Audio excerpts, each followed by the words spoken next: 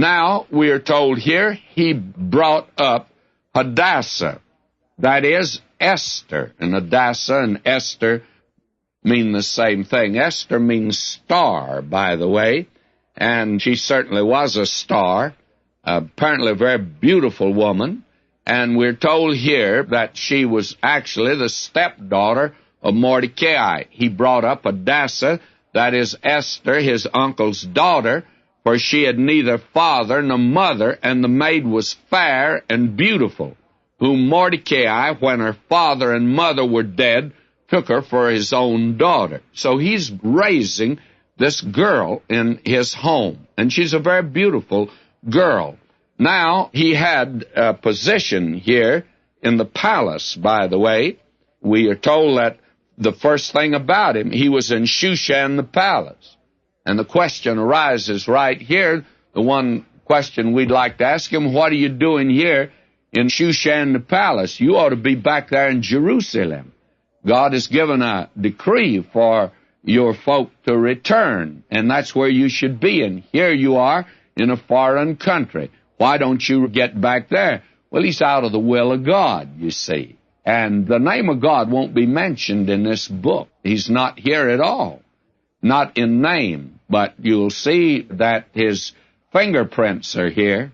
And not only that, but someone has defined providence as it's the hand of God in the glove of circumstances. And believe me, his hand's moving in the glove of circumstances. And friend, that's true in your life, and it's true in my life also. Now, he was in the palace. He had some minor position there. And in this minor position, he was able, though, to see these different girls as they came from the different sections of the empire. And he always made note of that, and I think made a comparison. I think he said to himself many times, well, that girl is not near as beautiful as my stepdaughter Esther is. And so, as we move down through this section here, why, he is very much concerned now about entering her in the contest.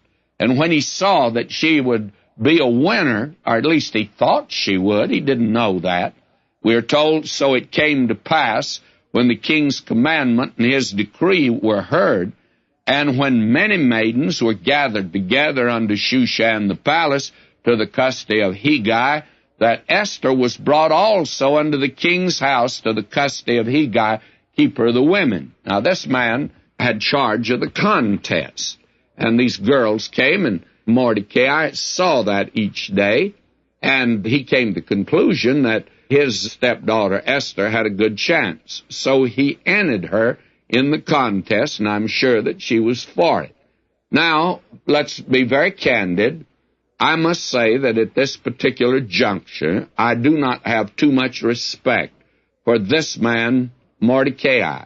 But I want to hasten and say this to you. I'm going to change my mind, and I'll eat my words, and I wish I hadn't said what I'm saying now, but I despise him for what he's doing now. To begin with, he's disobeying God. God had told his people not to intermarry. He's definitely breaking the Mosaic law when he entered this girl, with the idea she'd become the queen of the king. And then the second thing, we'll discover that any girl that did not win had to enter the harem of the king. She became a concubine. We'll see that. Now, that's exposing this girl to an awful life, and he's willing to take that risk. And at this point, I do not have too much respect for Mordecai, but I want to say this now, lest you get a wrong impression. I'll change my mind. Fact of the matter is, before we're through, I'll feel like throwing my hat in the air and cheering him, because I think he took a stand for God, and I think probably we're going to be able to see that next time. Now, let's move on down in this section here. It's getting interesting now, I hope, because Esther's being entered into the contest. She's turned over to the one in charge, Hegai.